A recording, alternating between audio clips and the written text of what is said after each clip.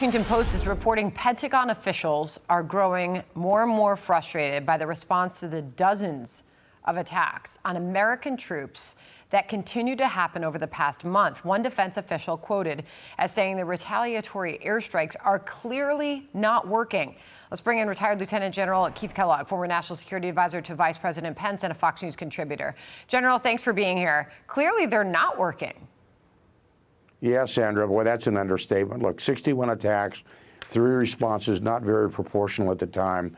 And you look at what's happening, and it's not because of lack of capability or capacity in the region. We have massive capability and capacity. What you're looking at is risk avoidance instead of risk action.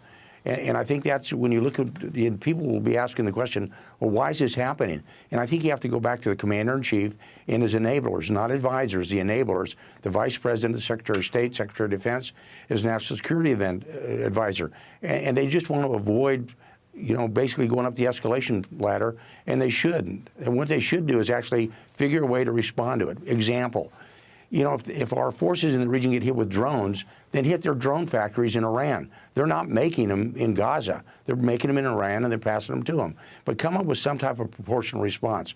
And the reason I'm saying that is if the next attack kills an American, then you've really crossed a threshold. And they're not prepared to respond to that, and they need to. And the American people are going to have a lot of doubts and questions about the president as commander-in-chief if he doesn't respond. We're basically marking time. It's just a matter of time till an American is killed. That is a question that continues to be asked, whether it's the White House, the Pentagon, the State Department.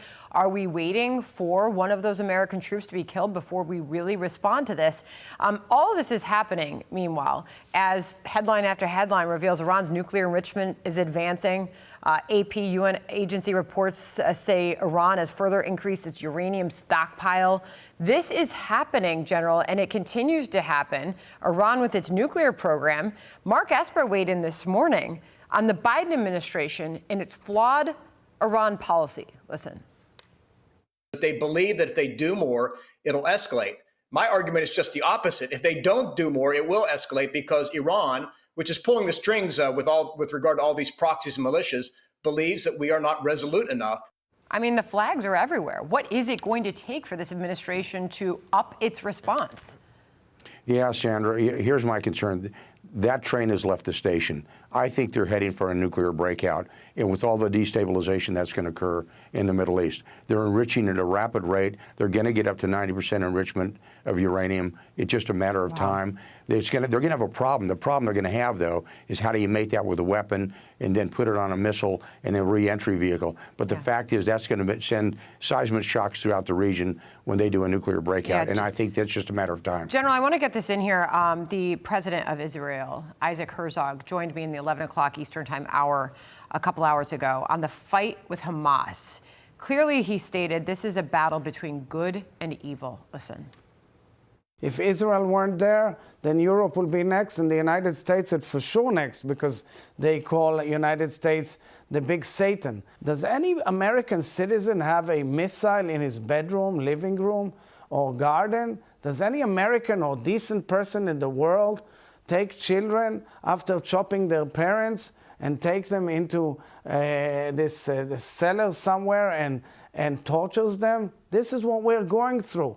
This is a battle between evil and good, period. This as he provided to us a picture of Hamas terrorists using children as shields, running through the street, holding up children as shields. I'll ask you, General, finally, where is this going next? What is the next phase of this war? Yeah, it's a great question, Sandra. Look, I've got a moral certitude, and my moral certitude is I thought in 1945, we said never again.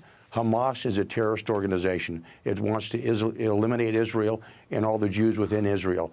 What they must do, and I believe they're on the path to do it, and you listen to Gallup, their Secretary of Defense in Israel, they must eradicate Hamas. And I mean not only the fighters, but those in the suits in Qatar as well. It must be a total eradication, and then they'll have to figure out who they're going to work with in Gaza, what follows. And that will not be the Palestinian Authority. They're going to have to come up with a new set of governance within Gaza. But this is an eradication campaign, and it needs to be done. General, always good to have you on the program. Thank you so much for joining us.